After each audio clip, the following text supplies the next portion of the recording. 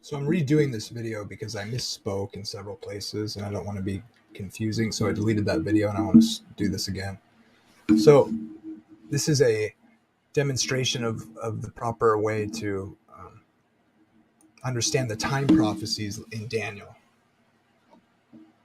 So there's and Revelation. So this little graphic is something I got from a futurist interpretation website. Someone who holds to that interpretation, which I am saying is false. But some of the things they got, obviously the texts here are right where these periods are mentioned here. So this is true that the 3.5 years is the same thing as the time times and half a time. 1 plus 2 plus a half is 3.5. 3.5 years. There's your clue that it's not literal time. Some say that because it's mentioned in these different ways, that's proof that to emphasize what it actually truly is, but they fail to recognize the nature of apocalyptic literature, and that comes through in their interpretation of Revelation in particular. It's not a movie script. It's apocalyptic literature. It's a particular genre. I would recommend reading the better scholarships throughout the Christian world. It doesn't have to be any particular church, but the best scholarship understands this very well through an ancient Near East context and from other, Jewish writings that were inspired by Daniel and other cultures as well that is related. But okay, so why are these not literal time periods? That's what I'm going to demonstrate. Why they can't be, why it doesn't make sense. Well, in literal narrative where we know the time period is certainly literal because it's a biblical historical event and it's being mentioned, say like in the New Testament, Luke 3 and James 5 speak of a 3.5 year period, literal period, regarding when there was no rain in the days of Elijah. Well, in this literal narrative that we know is literal historical time, is actually written as 3 years and 6 months. So whenever it's literal time in the same or a similar unit of time or span of time, it's usually said to be 3 years and 6 months. It's a different way of writing it. These are interestingly not common literal times as they're in the language used here, not to mention it's apocalyptic literature. But yes, these are all equal to the same thing. And is how you get 1260 days is in a purely lunar calendar. And so a lunar calendar is pure moon based on the moon. It's purely based on the moon. And so it would be 12 months every year, each month having 30 days in it. When you multiply 3.5 years would be 42 months on that sort of calendar, which with every day being 30 days, 30 times 42 is 1,260 days. So this shows us that it's a purely lunar calendar, these reckonings that equal each other. And so the first clue that this is actually a reason to think it is not literal is because we have a very robust understanding with endless evidence and the way all scholarship understands Jewish time reckoning in their work. We have writings and quotes from the rabbis all through history. When Daniel was writing his prophecies in 600 BC, we know what kind of calendar they were using. And that calendar had adjustments so that the Jewish festivals and holy days fall within the appropriate season every year. And that we see that in the writings in scripture as well as the writings of the rabbis, because Passover occurred in the springtime. And if you used a purely lunar calendar, which is actually 5 days short of a true year, which is 365.2524 or something like that, days per year. We do a leap year, right? Or we add a day every 4 years to adjust for the decimal place. But they'd be 5 point whatever and a quarter days behind. And if you just kept rendering year after year, 360 days, you would fall 5 days, 5 1/4, then 5 1/4 more the next year. So you'd be 10 days off from the last year. Within a matter of a decade, you would be out of the season. And the Passover must fall in the spring. So we know with just plenty of historical evidence and our ability to align biblical timelines with true years and from other cultures, which has an abundance of evidence for it. This isn't even disputed, okay? We know how their calendar worked, and it was like this. Here's the list of months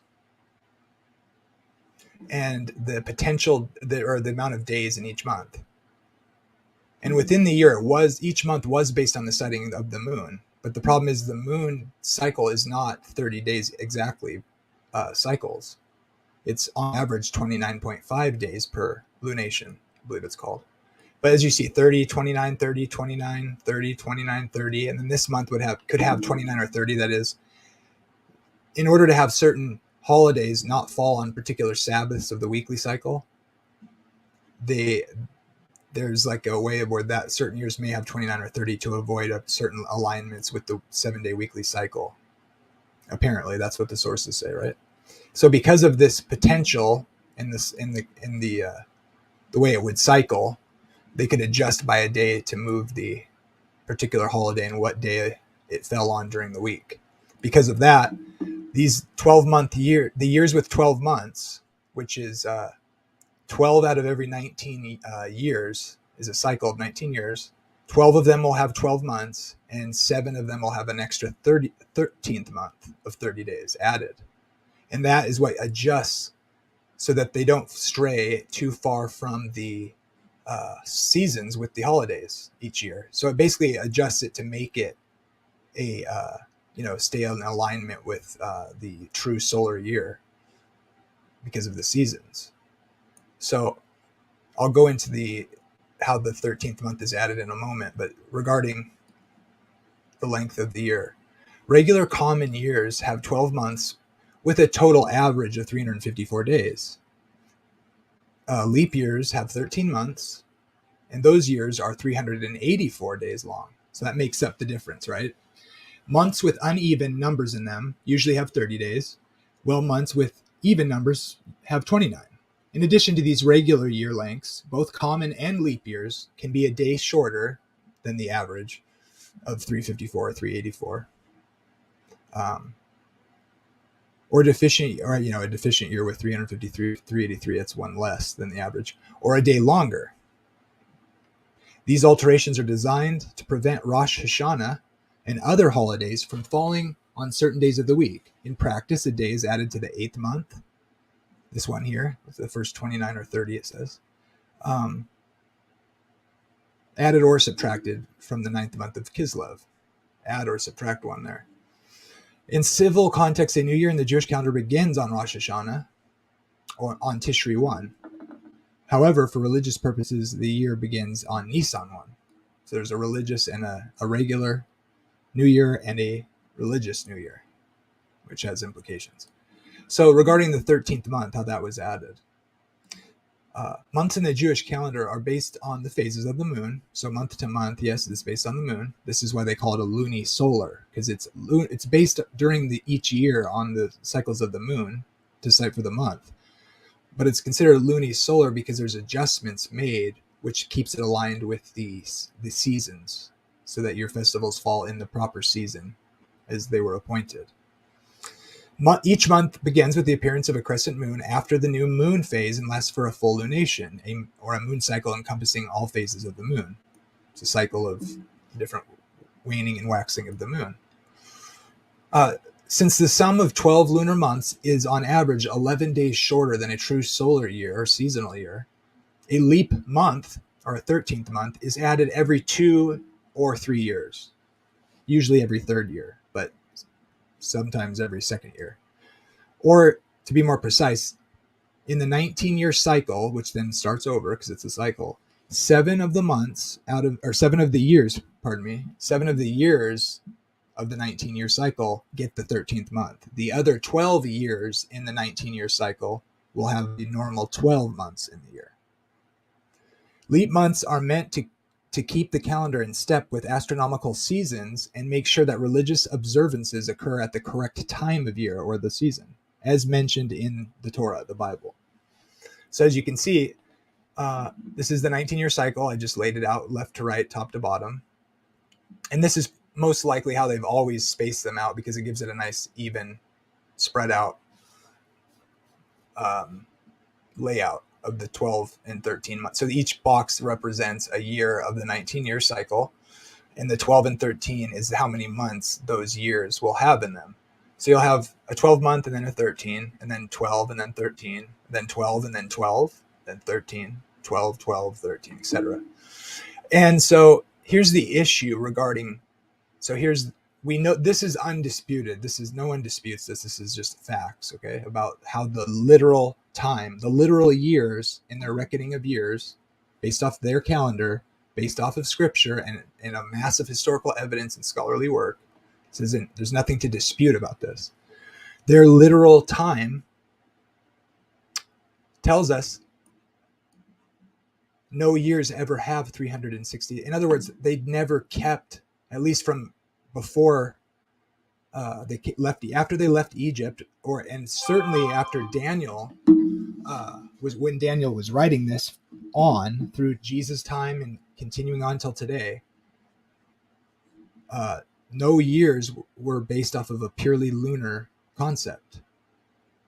Their years had to, according to the text, have adjustments because of the seasonal issue and the festivals. So, like I said, every 12 months usually has 300. A 12-month year normally has 354 days in that year. So it's short. It's 11 days short of a true solar year that we know today. Sometimes having one more or one less day. And then every 2 or 3 years, you have the 383 or 384, one day or one more or one less on those years. Usually 384. And so, and the one with the higher amount is because of the extra month. And then the adjustments of the days per month would make it whether or not it's the average or one less or more. So why is this extremely important? Well, Daniel would know how their calendar works when he wrote the prophecy. Everybody understands, for example, of the 70 weeks are weeks of years. So the 70 weeks is 70 Shemitah cycles or sabbatical cycles of years. And every 7 cycles of a Shemitah cycle is a Jubilee, which I would argue the 490 years that the 70 weeks equals is 10 Jubilee cycles. And we know their Jubilee started in 457, which is the appropriate decree date. Understanding that that's the basis of why the first set is 7 and 62, we see it's just setting the pace for that, okay, one Jubilee. And then from the end of the first Jubilee until the appearing of the Messiah is 62 sevens. And then his ministry to confirm the covenant is the last sabbatical or Shemitah cycle of 7 years was his ministry of the 490 or 70 sabbatical cycles or 10 Jubilee cycles. Okay, so why does this matter? Well, because we know they recognize the time of the Messiah is coming. Some of them did, right? According to the text, Daniel's prophecy. Daniel knew that when he wrote 70 weeks, that's not literal 70 weeks, because he would know that they wouldn't be able to get back to Jerusalem and rebuild the temple in 70 weeks. That's insane.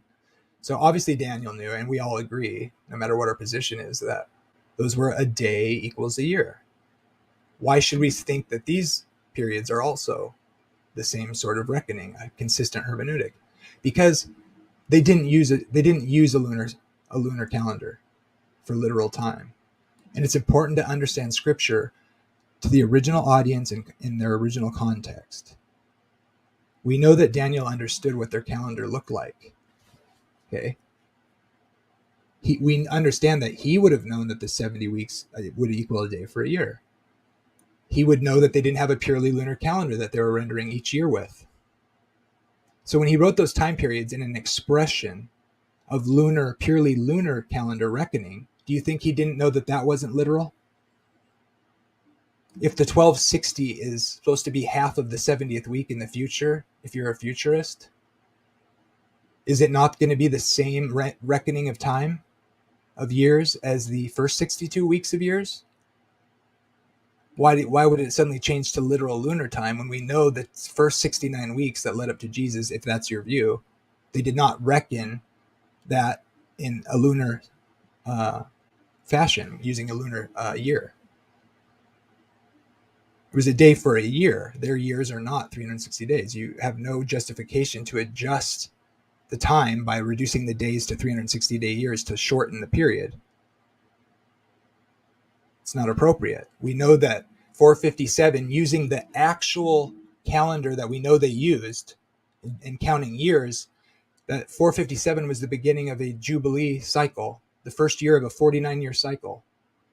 And we know that Jesus' ministry started on exactly at the beginning of the 70th week with the proper reckoning of years that I just mentioned. And the prophecy actually lands perfectly of Jesus' ministry starting in 27 AD with his baptism, which is how the New Testament actually starts in the Gospels, in some, like Luke. And it tells us that the people are in expectation, and they thought John the Baptist might be the Messiah, and they were excited because they were expecting Messiah. Why is that? Because they reckoned the time from the decree of Artaxerxes. They may have not been sure. They may have been right. People probably counted times thinking maybe the Cyrus decree, that's fine. But as what happened at 457 was that Artaxerxes actually made it so they could rule over the land, the law of God, the whole land, and they had permission from the Persian king to reckon the Jewish law from the temple by the judges. And so they actually got to rule the land from the temple with the death penalty through the law of God. That's what, because a building is just four walls with a roof. A church is just some building made of wood. The church is people. The temple, without the judgments of God coming from it under the law of God over the whole land that God gave them, if they're not doing that, it's just a building. So that's why that is certainly the right year, because they actually got to operate appropriately as appointed by God from the temple by permission of the world empire at the time was given, and the judges began to do that, even executing the death penalty over the inhabitants of the entire land, their people and anyone living there. Because that's the restoration of Jerusalem. Anything else is just a building project. It's not restored until it's operating as God appointed it.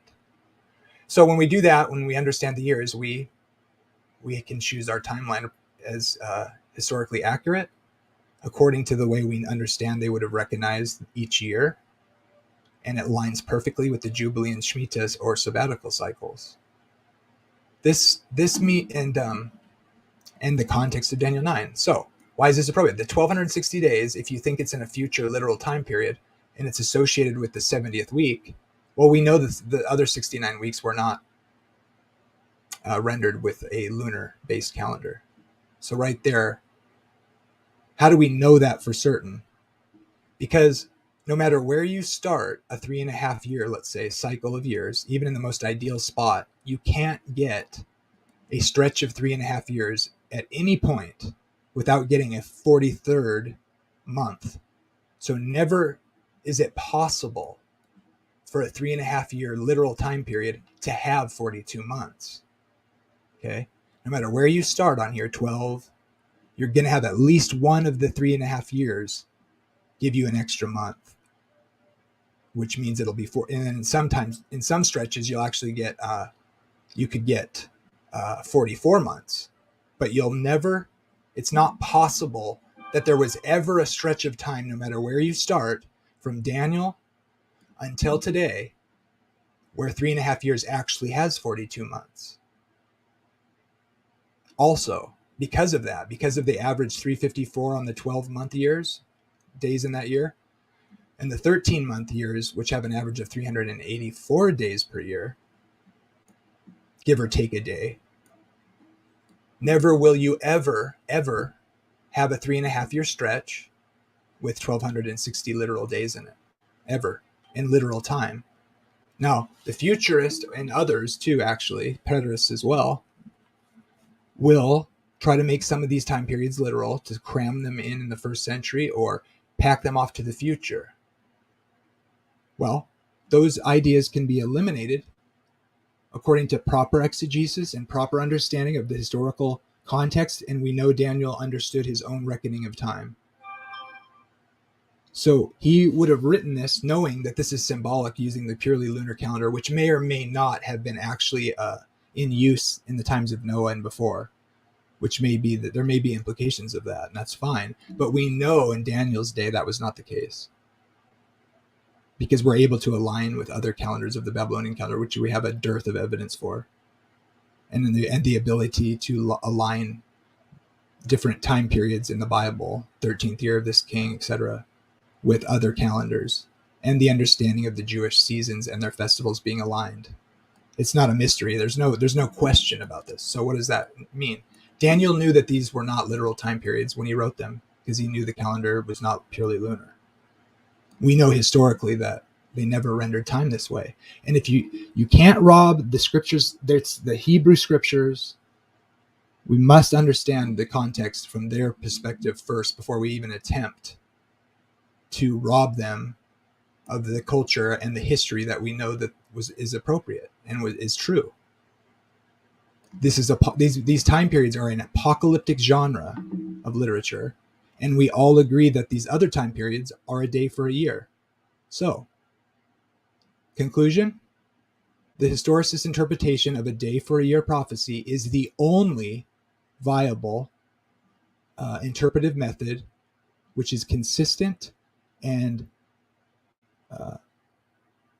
accountable to proper hermeneutics and respecting the original context of the original audience and to who it was written to. Respect for that and an understanding of that. So, conclusion: stop believing things that aren't true and stop teaching things that aren't true, or give an argument to explain this,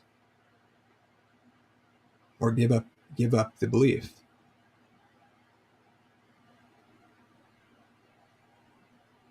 There's really no excuse. If you can't answer this or give a reasonable explanation for how you could, and I don't see even a possibility of how you could, you're being dangerous teaching lies.